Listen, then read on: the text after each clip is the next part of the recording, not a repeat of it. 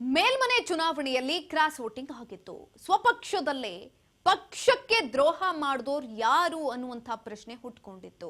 ತದನಂತರ ಅಡ್ಡ ಮತದಾನಿಗಳ ಪತ್ತೆಗೆ ದೇವರ ಮೊರೆ ಹೋದ್ರು. ಜೊತೆಯಲ್ಲಿ ಒಂದು ನಿಯೋಗವನ್ನ ಕೂಡ ರಚನೆ ಮಾಡಿದ್ರು.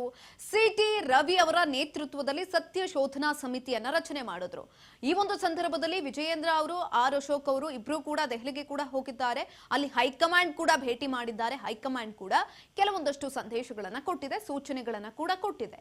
ಆದ್ರೆ ಇದೀಗ ಮಂಜುನಾಥ ಸ್ವಾಮಿಯ ಸನ್ನಿಧಾನದಲ್ಲಿ ಬಿವೈ ವಿಜಯೇಂದ್ರ ಅವರಿದ್ದಾರೆ.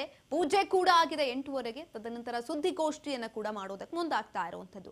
ಹಾಗಾದ್ರೆ ಈ ಸುದ್ದಿಗೋಷ್ಠಿಯಲ್ಲಿ ಯಾರಿಗೆ ಯಾವ ಸಂದೇಶವನ್ನ ಕೊಡಲಾಗುತ್ತೆ? ಅಡ್ಡ ಮತದಾನಿಗಳ ಪತ್ತೆಗೆ ದೇವರ ಮೊರೆ ಹೋದ ಬಿವೈ ವಿಜಯೇಂದ್ರ. ಆತ್ಮಸಾಕ್ಷಿ ಪೂಜೆ, ವಿಜಯೇಂದ್ರ ಸಂದೇಶ ಏನು? ಯಾರಿಗೆ ಯಾವ ಸೂಚನೆಯನ್ನ ಕೊಡಲಾಗುತ್ತೆ? ಧರ್ಮಸ್ಥಳಕ್ಕೆ ಬಿವೈ ವಿಜಯೇಂದ್ರ ಪ್ರಯಾಣವನ್ನು ಬೆಳೆಸಿದ್ದಾರೆ. ಧರ್ಮಸ್ಥಳದಲ್ಲಿ ಬಿಜೆಪಿ ರಾಜ್ಯಾಧ್ಯಕ್ಷ ಬಿವೈ ವಿಜಯೇಂದ್ರ ವಿಶೇಷ ಪೂಜೆಯನ್ನ ಮಾಡಿದ್ದಾರೆ. ಬಿವೈವಿಗೆ ಸಂಸದ ಬ್ರಿಜೇಶ್ ಚೌಟ, ಶಾಸಕರಾದ ಹರೀಶ್ ಪೂಂಚಾ, ಭರತ್ ಶೆಟ್ಟಿ, ವೇದವ್ಯಾಸ್ ಕಾಮತ್, ಯಶ್ಪಾಲ್, ಸುವರ್ಣ ಸಾಥ್ ಕೊಟ್ಟಿದ್ದಾರೆ. ಪೂಜೆ ಬಳಿಕ ವೀರೇಂದ್ರ ಹೆಗ್ಡೆಯ ಆಶೀರ್ವಾದವನ್ನು ಕೂಡ ಬಿವೈ ವಿಜಯೇಂದ್ರ ಅವರು ಈ ಸಂದರ್ಭದಲ್ಲಿ ಪಡೆದುಕೊಂಡಿದ್ದಾರೆ.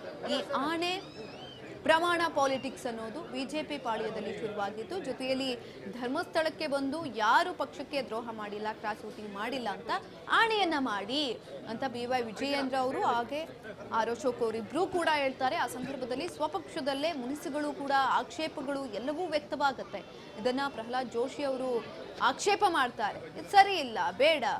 ಮಂಜುನಾಥ ಸ್ವಾಮಿ ಸನ್ನಿಧಾನದಲ್ಲಿ ಅದರದೇ ಆದಂತಹ ಪಾವಿತ್ರ್ಯತೆ ಇದೆ, ಅದನ್ನ ನಾಶ ಮಾಡೋದು ಬೇಡ, ಪಾಲಿಟಿಕ್ಸ್ ಅನ್ನ ಅಲ್ಲಿಗೆ ತೆಗೆದುಕೊಂಡು ಹೋಗಿ ಅನ್ನುವ ನಿಟ್ಟಿನಲ್ಲಿ ಆಕ್ಷೇಪಗಳು ವ್ಯಕ್ತ ಆಗುತ್ತೆ. ತದನಂತರ ನಿನ್ನೆ ಹೈಕಮಾಂಡ್ ಅನ್ನ ಕೂಡ ಬಿವೈ ವಿಜಯೇಂದ್ರ ಅವರು ಭೇಟಿ ಮಾಡಿದ್ದಾರೆ.